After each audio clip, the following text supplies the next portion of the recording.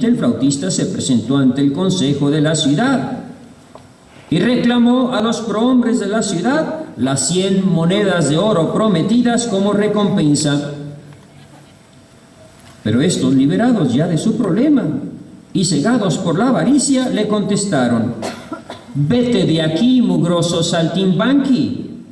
¿Acaso crees que te pagaremos tanto oro solo por tocar tu flauta?».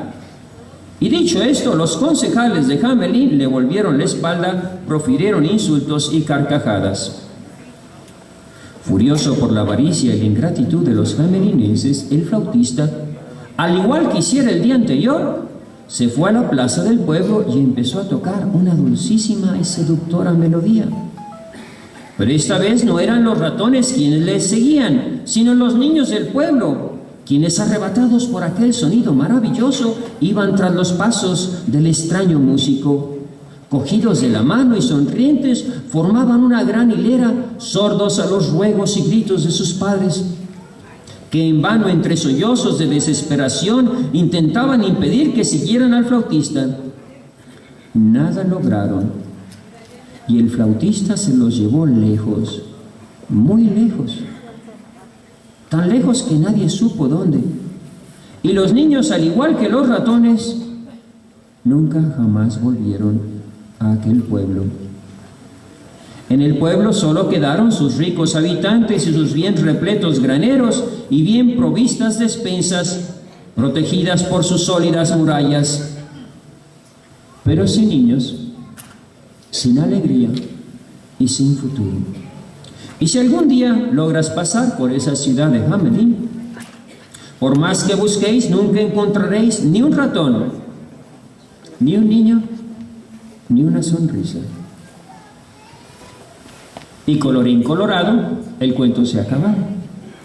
Yo creo que esta historia se parece muy bien a la situación que estamos viviendo en la familia, que nos la está destruyendo el divorcio, las drogas, la ideología del género, unas plagas desconocidas, nuevas,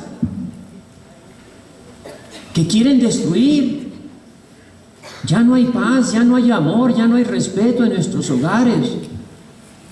Fíjense ustedes si no será una plaga terrible la que nos está azotando, que el Papa Francisco, la primera decisión que tomó al ser Papa es convocar el sínodo de la familia. Y le preguntaron por qué. Porque la situación está cambiando. Porque nos quieren destruir la familia, nos quieren destruir a nuestros hijos, quieren destruir el matrimonio. Tenemos que salvar la familia. Y por el contrario, parece que hay muchos que, como el flautista de Hamelin, con sus flautas nos quieren hipnotizar y quieren todavía seguir destruyendo más la familia. Veamos cada uno de los grupos para entender bien el problema, porque la situación que describe el Papa de la familia y que ya había mencionado antes Juan Pablo II es muy parecida a la de este pueblo. Primero, veamos cómo son los habitantes de Hamelin. Aquí parece que todos eran malos. Aquellos hombres avaros, aquellos niños tontos que se iban tras el flautista mismo que se venga llevándose a los niños. Nadie quiere plagas en sus ciudades como los habitantes de Hamelin. Nosotros no provocamos las plagas, pero muchas veces nuestra actitud puede favorecer esas plagas. A lo mejor estamos demasiado cruzados de brazos, a lo mejor no hay voces con autoridad que se pronuncien y que nos orienten en esta situación tan difícil, donde nos quieren destruir y quieren alterar el cerebro de nuestros hijos. No eran malos los habitantes de Hamelin, pero estaban ocupados en las cosas materiales y descuidado de las espirituales. No les infundían principios a sus hijos y había ya un ambiente de desorden donde cada quien hacía lo que quería, y esto favoreció el azote de la plaga y que los niños que se quedaban solos en el hogar fueran fáciles presa de aquel flautista que se los llevó. Veamos las plagas que afectan a la familia son muchas: el divorcio, las parejas de hecho, la pornografía, la ideología del género. Pero todas estas plagas tienen una causa última, algo que la favorece, y es lo que mencionaba el Papa Benedicto XVI: la rebelión contra Dios. No queremos Dios, no queremos a Dios, no amamos a Dios, y cada quien quiere ser Dios. Los niños quieren ser dioses, nadie quiere obedecer. Los niños no obedecen a sus padres, los alumnos no obedecen a sus maestros, los sacerdotes no obedecen a los obispos, y los obispos no obedecen al Papa, y los trabajadores no obedecen a su patrón. Nadie obedece, cada quien quiere ser Dios, y nos estamos destruyendo.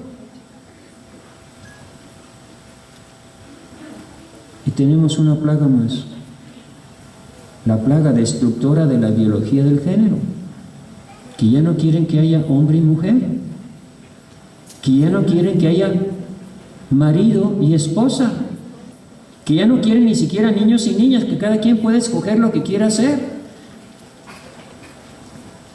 ¿Cuál es la solución? ¿Qué es lo que ya nos había dicho el Santo Padre?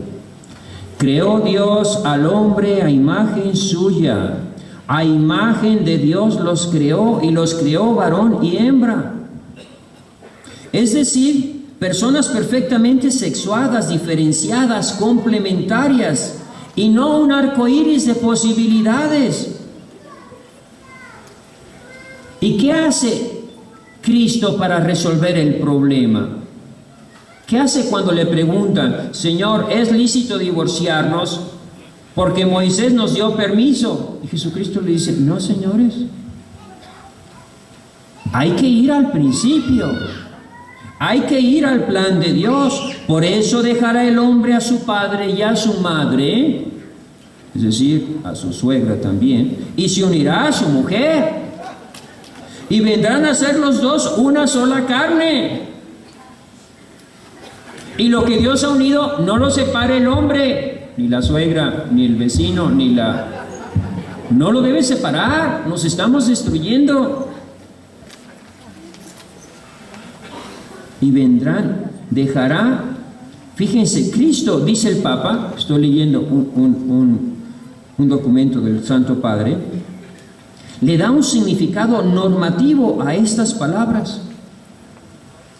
Es palabra de Dios: dejará, se unirá, vendrán a ser una sola carne, te guste o no te guste, te cuadre o no te cuadre. La palabra de Dios no es como la nuestra, que se la lleva el viento, sino es una palabra performativa que hace, que crea y determina nuestra naturaleza y la función de la sexualidad para uso exclusivo del hombre y la mujer en el matrimonio indisoluble. Así lo dice el Santo Padre en la Familiares Consortio, y lo vuelve a repetir en la Splendor Veritatis, sobre la verdad del amor, de la sexualidad y de la familia. De manera que ya no son dos, sino una sola carne. Por tanto, lo que Dios unió no lo separa el hombre. Dios nos hizo diferentes: padre y madre, hombre y mujer, varón y hembra. Parece que algunos también quieren que la iglesia sea gay. La iglesia no puede ser gay, la iglesia es femenina, y el esposo de la iglesia es Cristo. ¿No se llamó Cristo a sí mismo el esposo? ¿No era él el esposo? ¿Y quién es su esposa? La iglesia es femenina. Sí, por eso estableció el sacerdote masculino, que representa el amor de Cristo por su iglesia, y no puede ser sacerdocio femenino. Y muchos están a favor de eso, que la iglesia también sea gay o lesbiana. No puede ser eso. La masculinidad y la feminidad es parte de la creación y cómo Dios crea. Cristo es hombre y María, su madre, es mujer. Cristo es el esposo y la iglesia es la esposa.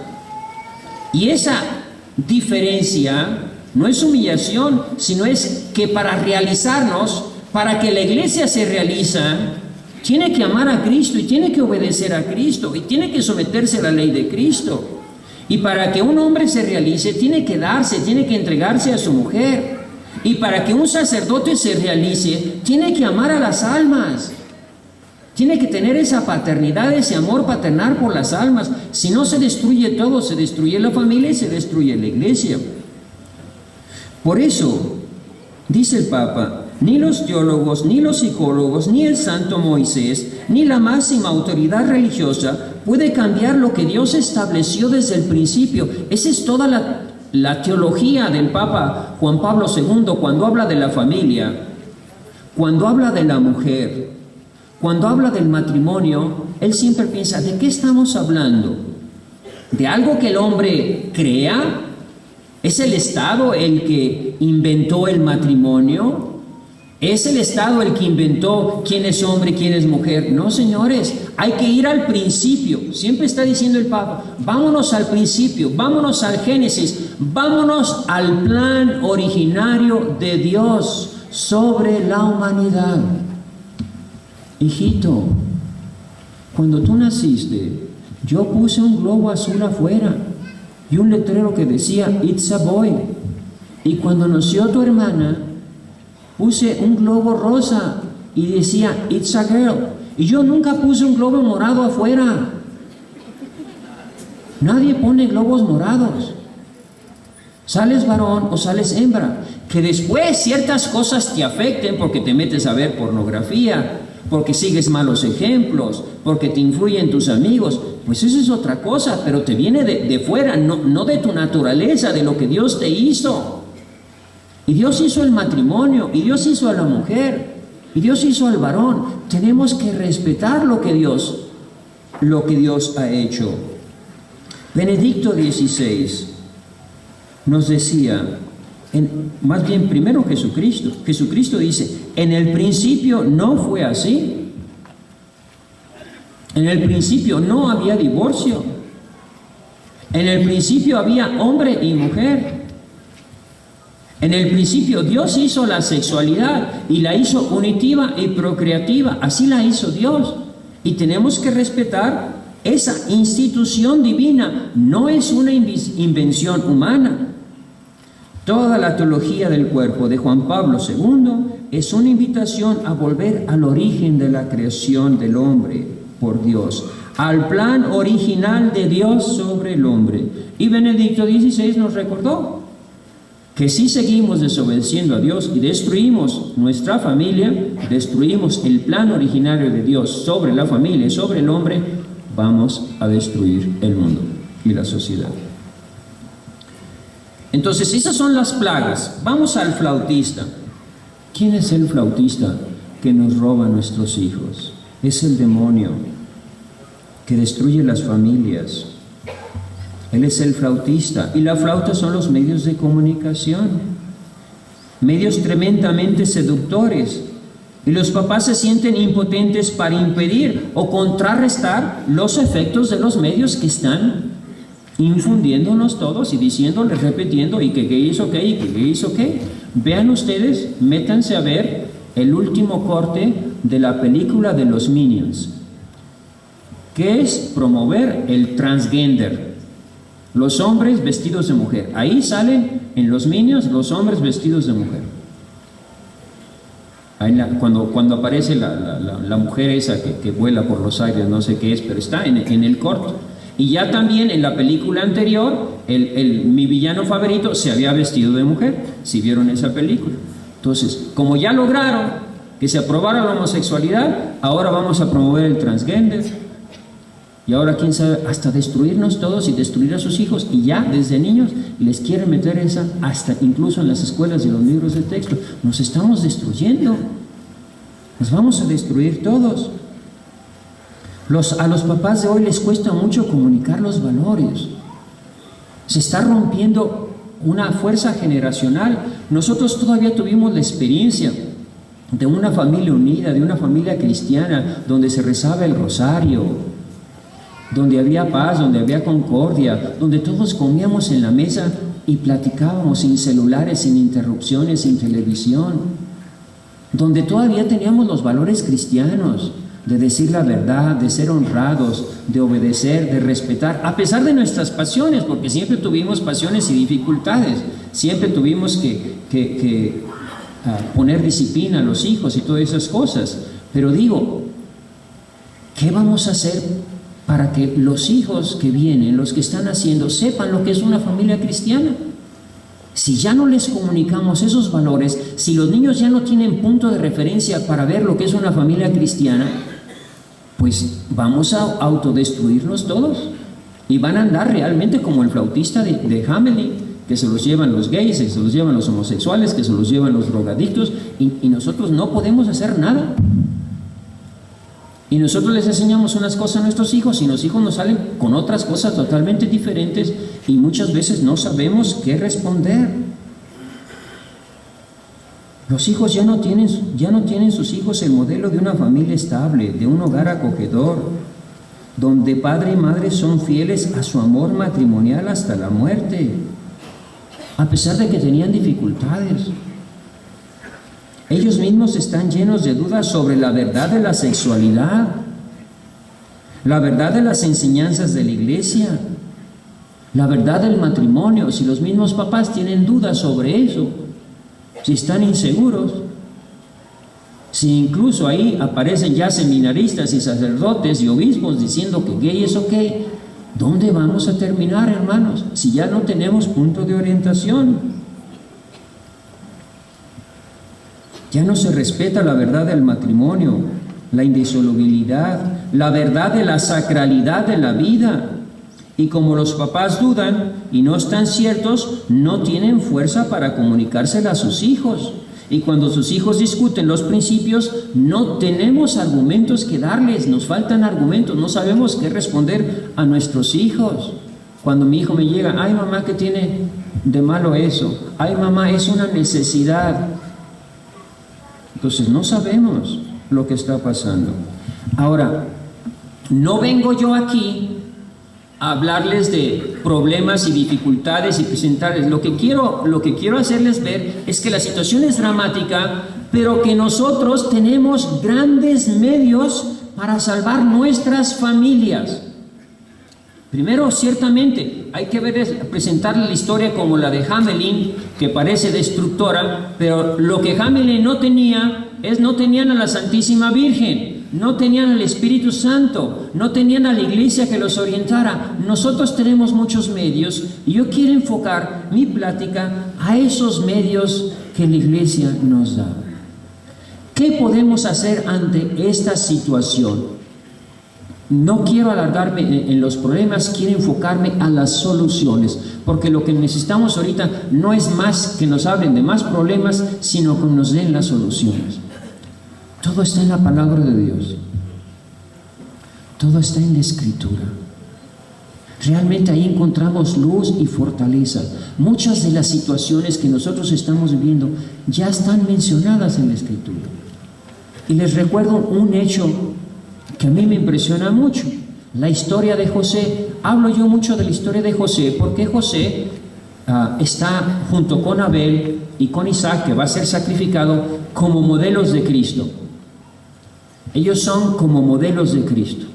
Cuando José fue vendido, los santos padres decían, es Jesús el que es vendido. Todo lo que sufrió José, todo lo que sufrió Isaac, todo lo que sufrió Abel, que lo mató su hermano, eso lo sufrió Jesucristo. Entonces, José es modelo. Estamos hablando de un joven antes de Moisés. No sabía de mandamientos. Todavía no llegaba Moisés. ¿Qué pasó con José? ¿Cuántos años vivió con su madre? ¿Cuántos años?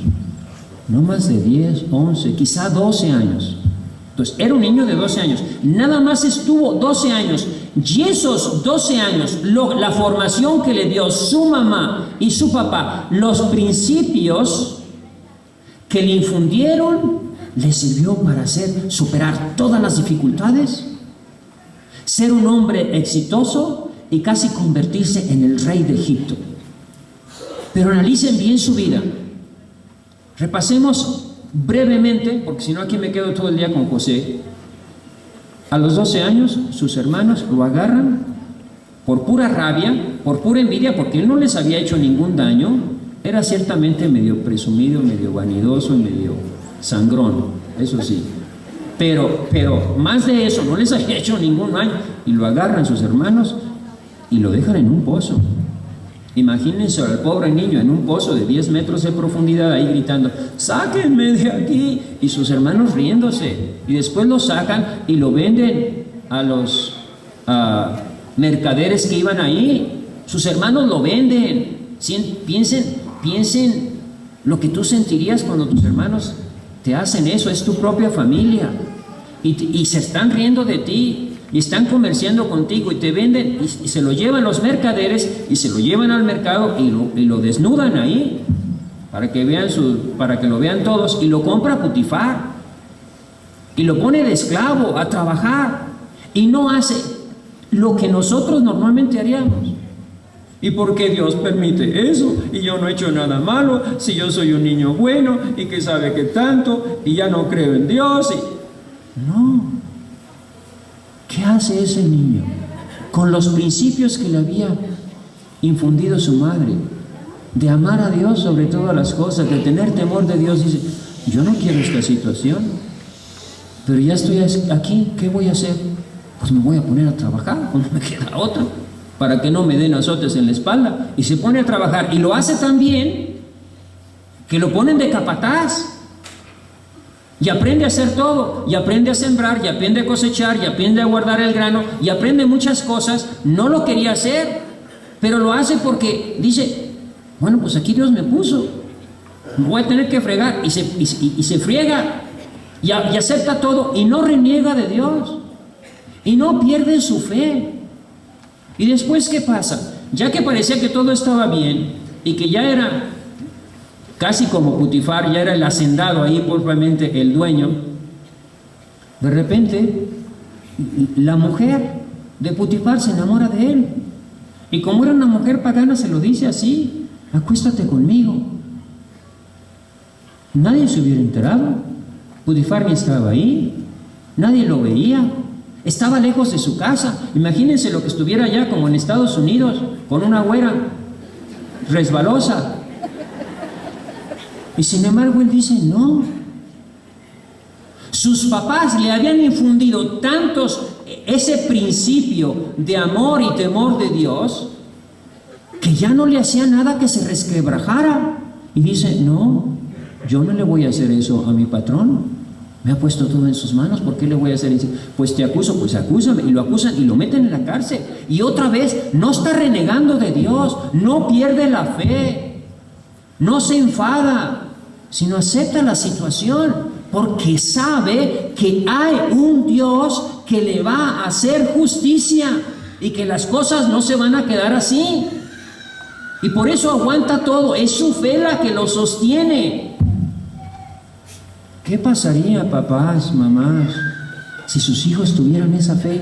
Y estamos hablando de casi nada, porque no era la doctrina social de la iglesia, la moral de la iglesia, no. Era un principio de que tienes un Dios y Dios te ama, Dios te protege, y cuídate mucho de ofenderlo, porque Dios también te castiga. Y entonces aquel acepta esa situación, lo sacan, y ustedes vayan, no les puedo contar toda la historia, pero es apasionante. Vean cómo a cada rato dice, no me voy a vengar de mis hermanos, porque tengo temor de Dios. No me voy a meter con esta mujer, porque tengo temor de Dios. No voy a hacer esta desgracia porque tengo temor de Dios. Nada más ese principio. Sus papás, en los 10 años que lo tuvieron en su casa, le enseñaron, hijito, hay un Dios que nos ve, te vas a morir y le vas a dar cuentas a Dios. No ofendas a Dios. Él te ama. Todo lo que tienes, tus padres, tus bienes, tu misma vida, te la ha dado Dios. Ámalo, respétalo y ten temor de Dios. Un solo principio. Un solo principio bien fundado en el corazón que su madre le enseñó. Y eso le bastó para superar todas las dificultades y para llegar a ser el rey de Egipto. Así se hacen los triunfadores, siendo fieles a sus principios y no claudicando ante todas las cosas. Entonces, esa es una de las cosas en las que tenemos que trabajar nosotros en nuestros hijos. No nos desanimemos ante tantas presiones que hay de los medios de las cosas. Infundámosles el temor de Dios a nuestros hijos, esa virtud, que es un don del Espíritu Santo. Es un don del Espíritu Santo. Y aquí es donde tenemos que entrar fuerte. No podemos seguir viviendo como estamos viviendo, porque se va a destruir tu matrimonio. Tus hijos van a terminar en las drogas o te van a llegar diciendo que son lesbianas, que son gays. Si seguimos como estamos así, te va a llegar o tus hijos o tus nietos. Y desbarajuste en medio de... ¿Qué tenemos que hacer?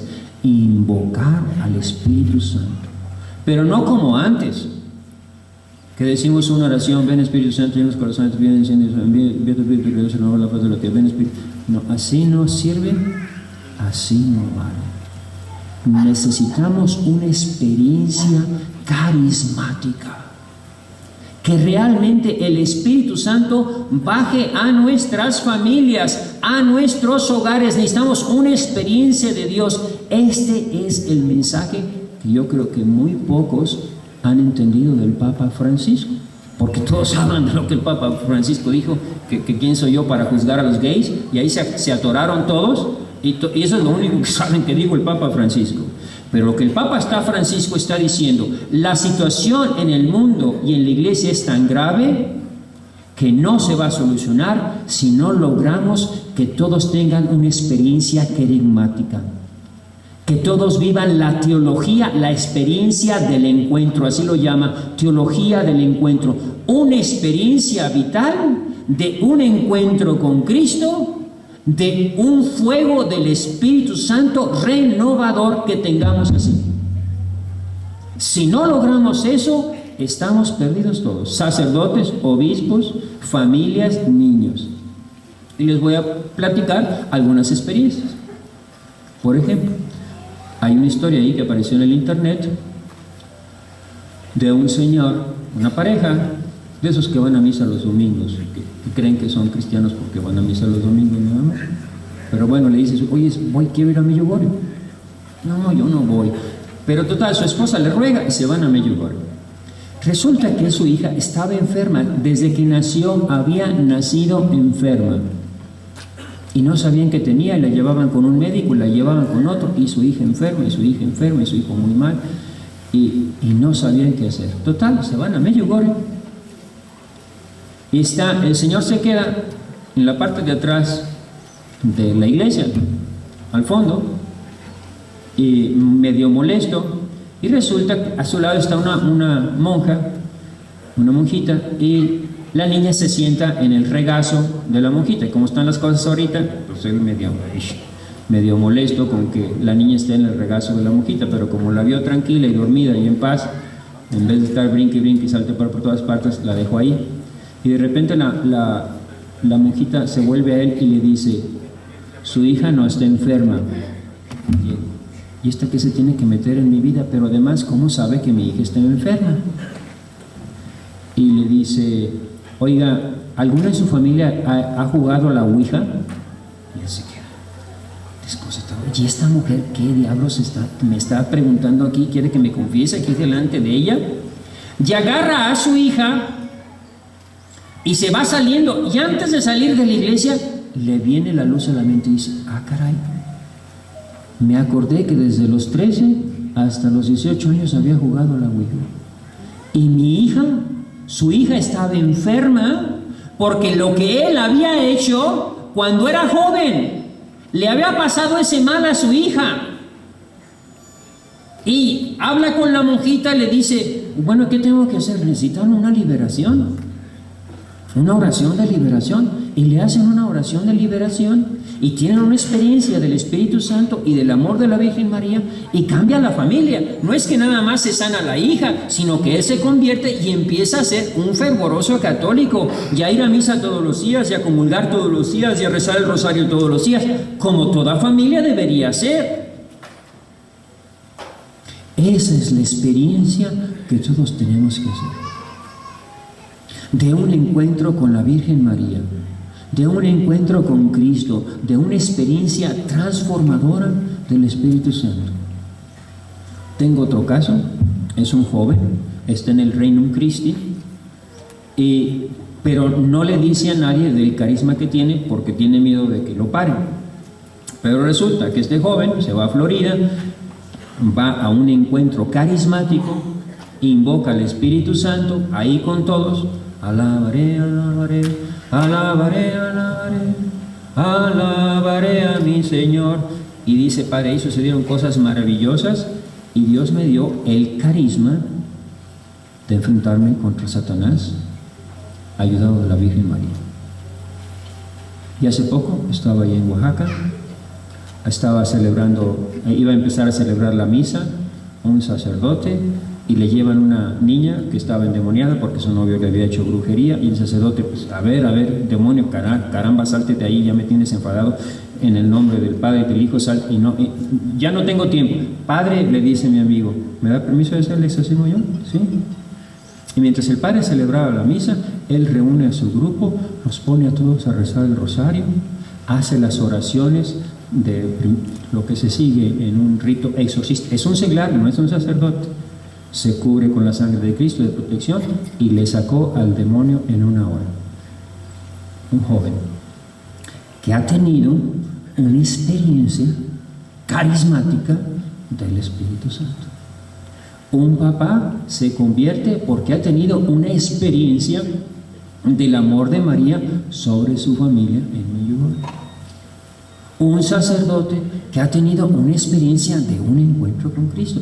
Y es que tiene que ser así, porque la situación, dice el Santo Padre, es como la de los primeros cristianos.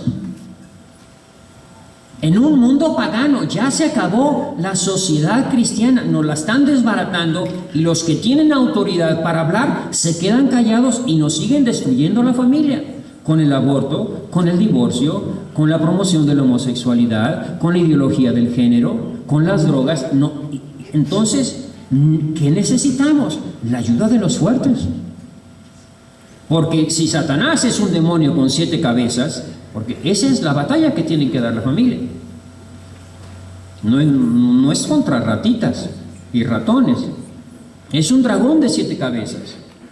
¿Y qué haces con un dragón de 7 cabezas? Le cortas una cabeza y le quedan 6. Y le cortas 2 y le quedan otras por ahí. Entonces, siempre va a ganar el dragón. Si tú te enfrentas contra él, necesitas a alguien más poderoso. Necesitas una experiencia carismática del Espíritu Santo, exactamente como los apóstoles. Lean Hechos de los Apóstoles, capítulo 4, donde Juan y Santiago son acusados de anunciar a Cristo, les prohíben anunciar a Cristo en el nombre de Jesús y les dan azotes. Y llegan con la comunidad, y la comunidad se pone a rezar. Es una oración no de memoria, sino empiezan a rezar al Espíritu Santo. Señor, mira que se han aliado, con salmos se han aliado las naciones contra tu ungido. Y dice, no te estamos pidiendo que nos ayudes a vengarnos de nuestros enemigos, de Herodes y Pilatos y todos los que se han juntado para destruirnos. Piensen que eran los más poderosos. Era Herodes, era Pilato, era el César, todos para destruir el cristianismo. Y dice, Señor, no te pedimos que los castigues, que te vengues de nosotros, sino que nos des fortaleza para anunciar el Evangelio. Y dice, termina ese capítulo diciendo, retembló el lugar donde estaban, quedaron todos llenos del Espíritu Santo y predicaban la palabra de Dios con valentía. Esa es la experiencia que tenemos que hacer. Si no logramos eso, el demonio me vas a llegar con que tu mujer ya te dejó, con que tu hijo anda en las drogas, con que el otro dice que es lesbiana y el otro dice que es gay, y es puro desbarajuste todo, porque el demonio es más poderoso que todos nosotros. Entonces, dice el Santo Padre, para evangelizar en estos tiempos tenemos que tener una experiencia del querigma, carismática, del encuentro con Cristo. Como la samaritana, que era una mujer deprimida, que se metía con todos, enfadada, molesta, con una cara de fuchi todo el tiempo, se encuentra con Cristo y aquella mujer se llena de alegría, se olvida de su vida pasada y va a predicar el Evangelio. Como los discípulos de Maús, que ya no querían saber nada de la iglesia, habían visto a Cristo crucificado, creían que ya se había acabado todo, que todo estaba derrotado, que aquí no había nada de hacer, y ya se iban de Maús y se encuentran con Cristo en la mesa, en la Eucaristía, y tienen una experiencia, no es nada más que comulgaron, sino que sintieron, vieron la presencia de Cristo, tuvieron una experiencia de nuestro Señor, y corriendo de regreso, se regresan a donde están los apóstoles y María. Esa es la experiencia que tenemos que tener, como la de San Pablo cuando es tumbado del caballo, como la de los primeros discípulos que llegó un nuevo Pentecostés. Si no logramos esa experiencia, no vamos a poder combatir contra el demonio. Pero tenemos el Espíritu Santo. Entonces, ¿qué tenemos que hacer? Formar comunidades de vida cristiana. Ya no debemos vivir un cristianismo aislado. Ya nos lo había dicho Benedicto XVI. Dice, la corriente es tan fuerte que la única manera de contrarrestar esta corriente es formar una corriente alternativa de vida cristiana. Y yo les puedo contar mi experiencia. Cuando trabajé en Los Ángeles, yo era un sacerdote solo. Después de haber estado trabajando para Heart of the Nation, haciendo unos programas de televisión y que se cayó, me quedé solo, no tenía ni parroquia, no tenía nada. Entonces, ¿qué hice yo? Yo dije, a ver, ¿quién es mi gente aquí? Los hispanos, los inmigrantes.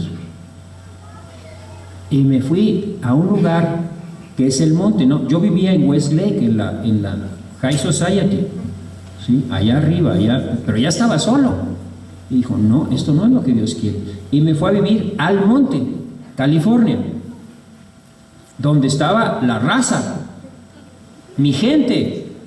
Y me lo decían, padre, su gente está allá, todos los que le escuché en la radio viven allá. No me gustaba el lugar, pero dije, o me voy con ellos o me muero yo acá. Y me fui con ellos. Y me hice como ellos. Y empezamos a invocar al Espíritu Santo. Y empezamos a reunir y a formar una comunidad. Y formamos una familia. Y empezamos a organizar los ministerios. Y rezábamos el rosario. Y teníamos eventos de formación como este que teníamos. Pero teníamos casi cada 2 meses un evento de este tipo. Donde invitábamos sacerdotes, donde nos dieran formación y donde tuviéramos baños carismáticos, donde invocábamos al Espíritu Santo. Y fue eso que formamos una comunidad muy sólida, y de ahí salió la estación de radio y después la estación de televisión, Radio Guadalupe, y todo lo que tenemos ahí, y todo el centro, y todos los eventos, y todas las actividades, y todos los ministerios. Teníamos ya casi 40, 50 ministerios. El ministerio de teatro, pero vivíamos unidos, éramos realmente una familia. Yo me reunía, me acuerdo, después de los eventos en la noche, con todos mis servidores y con todos mis trabajadores, nos juntábamos. Trabajadores no tenía, puros servidores, pura gente voluntaria, a rezar, a darle gracias a Dios y a contar de todas las aventuras, de todo lo que nos había pasado. Era lo más agradable estar ahí todos juntos rezando, leyendo la Biblia, y yo les daba clases y yo los formaba. Eso es lo que tenemos que hacer, incorporarnos todos a un movimiento, o a Armada Blanca, o a Legión de María, o a Movimiento Familiar Cristiano, o a Regnum Christi, o a Opus Dei. Ahorita ya no estamos en de que tú eres de acá, no, necesitamos todos unirnos y saber que tenemos todos un mismo enemigo. No son clubes separados, todos tenemos que ser iglesia, aunque pertenezcamos a algún movimiento donde yo me siento a gusto, porque yo escojo el movimiento donde yo puedo realizar mejor mis cualidades. No sé, a algunos les gusta el Opus Dei, a otros el Regnum Christi, a otros la Legión de María, a otros el movimiento familiar cristiano porque es una pareja y porque necesitan, a otros tienen niños y quieren estar en Armada Blanca, pero lo que necesitamos es todos estar conscientes de que tenemos un enemigo común, que es Satanás, que está suelto, que es una situación muy particular de aquí de México, de que nosotros mismos hemos destapado el infierno al aprobar la ley del aborto, y si seguimos aprobando más leyes de gays y de homosexuales y de libertinaje, nos vamos a destruir. Este país se va a destruir, porque si se destruye la familia en México, que es nuestra fuerza, se destruye todo México. Y eso es lo que quieren destruir.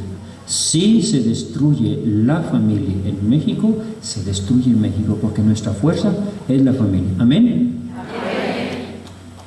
Entonces vamos a pedirle a Dios que forme.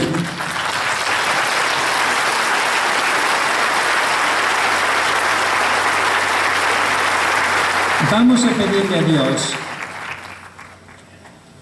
que venga ese Espíritu Santo sobre nuestras familias. Vamos a hacer hoy la consagración de nuestras familias a la Virgen María. Entonces tenemos el Espíritu Santo. El Espíritu Santo nos defiende. Los primeros cristianos sí creían en el demonio y sabían que Él es el que divide a la pareja, a una familia, que es el que desata la violencia en la familia. La oración al Espíritu Santo es para luchar contra el demonio, para que nos dé fortaleza, para descubrir, porque el demonio se esconde, no se ve claramente, se esconde, pero está ahí detrás de ese niño que anda en las drogas, de esa mente ya torturada o transformada de tu hijo que dice que es gay, que es lesbiana. Ahí hay influencias diabólicas, el divorcio, todo eso lo provoca el demonio. El Espíritu Santo nos desmaterializa, nos abre a lo trascendente, nos dirige hacia el tramo vertical de la cruz. El Espíritu Santo nos llena de alegría porque tenemos muchos apachurrones existenciales, nos están dando golpes a cada rato y muchas veces son gente de nuestro grupo, de nuestra familia. Entonces necesitamos la alegría, necesitamos familias alegres, que es precisamente lo que daban los niños a las familias, la alegría. Y el flautista les tocó la flauta y se llevó a los niños y se acabaron las sonrisas y se acabaron las alegrías. Entonces, segundo, primero el Espíritu Santo, segundo la Virgen María, que es la que nos defiende contra Satanás, porque ya no tenemos quien nos defienda. Los pastores están distraídos o están dormidos. De hecho, lo ha dicho el Papa Benedicto XVI, que precisamente el que los pastores estén dormidos es lo que provocó que a Cristo los enemigos actuaran y lo mataran y lo destruyeran, y lo mismo está pasando. Es la historia de la iglesia que se tiene que repetir. Lo que sucedió a Cristo se tiene que repetir en la historia de la iglesia. De las traiciones, como sucedió con Benedicto XVI, de la pasión del huerto, de los apóstoles dormidos, de los azotes a la iglesia, la crucifixión de la iglesia, y después de todo eso viene el triunfo del corazón inmaculado de María. Y yo creo que por eso Dios está permitiendo que suceda esto en México, para que México dé la respuesta y que México entienda que la Virgen quiere que el triunfo de su corazón inmaculado venga por nuestro país. ¿Amén? Amén. Un aplauso a la Virgen María.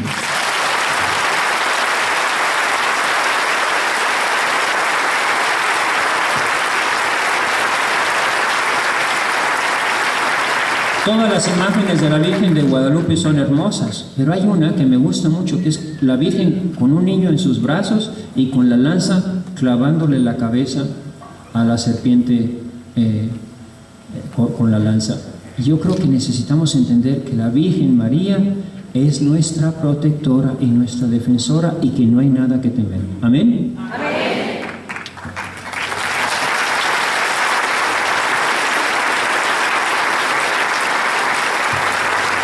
¿Qué tenemos que hacer? Consagrarnos. Esa es la primera condición para que la Virgen María empiece a actuar en nuestras vidas. Consagren sus hijos, consagren sus familias consagremos las diócesis. Yo no sé si Morelia ya está consagrado, hay muchas diócesis que ya se han consagrado, pero si no se ha hecho, se tiene que consagrar Morelia a la Virgen María. Y consagración significa 3 cosas. Un acto de consagración que es un compromiso con la Virgen María. O sea, yo ya no me pertenezco, es una señal de esclavitud, la Virgen María manda sobre mi vida. Segundo, una señal que nos recuerde la consagración. Por ejemplo, los niños cuando se consagran a la Virgen María, se les pone una medallita de la Virgen o un escapulario. Eso significa, tienes que tener un signo de que ya estás consagrado. Y cuando se hace la consagración de una diócesis o de una ciudad, también se pone un signo.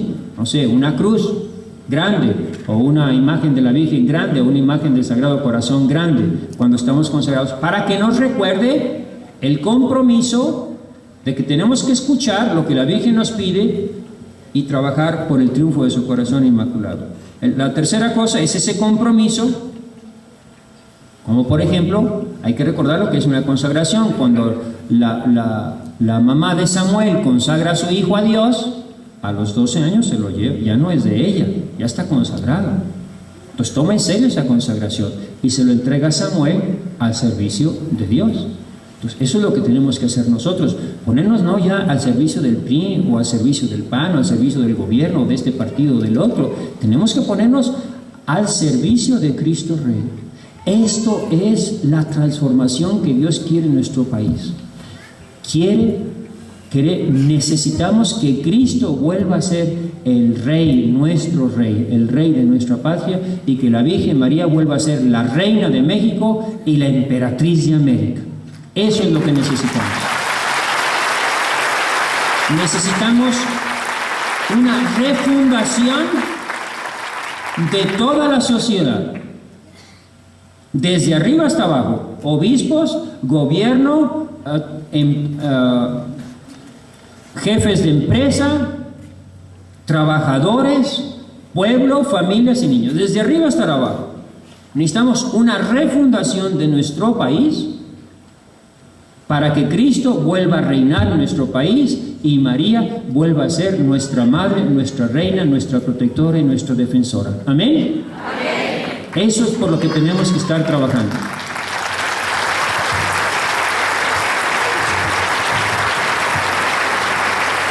Ya no se trata, está muy bien, más bien quiero decir, está muy bien todas las marchas que podamos hacer a favor de la vida, a favor de los niños, a favor de la familia.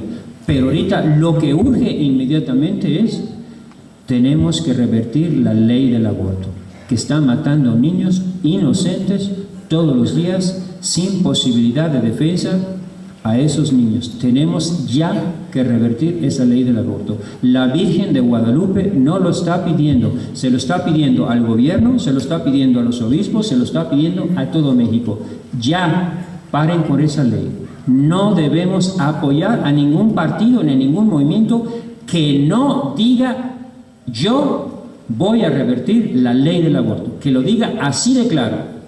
Estamos en una batalla, en una lucha, porque estamos matando niños, estamos derramando sangre inocente, y esa sangre inocente le está dando poder al demonio para destruir la familia y destruir la iglesia. Entendamos, si no paramos esos sacrificios, como lo hicieron los primeros misioneros, no empezaron a decir, a ver, vamos a dialogar con el gobierno, a ver si logramos convencer y vamos a hacer... No, agarraron a mazazos todos los ídolos, tumbaron todos los ídolos, y encima de los templos donde se hacían pirámides, donde se hacían sacrificios humanos, pusieron templos a la Virgen María. Encima de todos esos templos se acabó.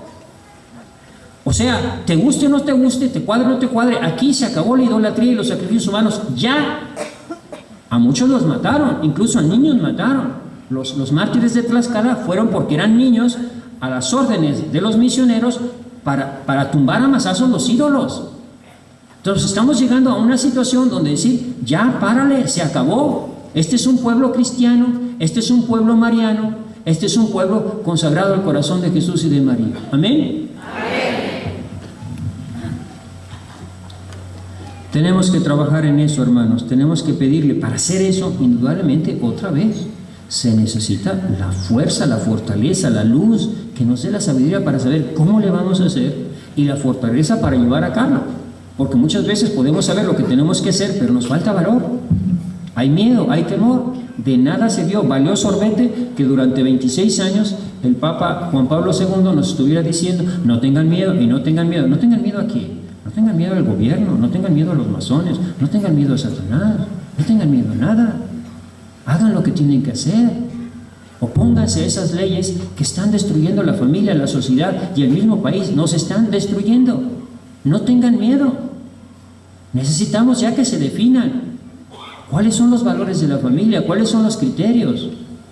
Necesitamos la doctrina, necesitamos las enseñanzas, necesitamos los criterios claros. No tengan miedo de hablar, no tengan miedo de pronunciarse a favor del Evangelio, a favor de la doctrina cristiana, a favor de las enseñanzas de Juan Pablo II, de todo lo que nos estuvo enseñando. Si no, ¿de qué sirve?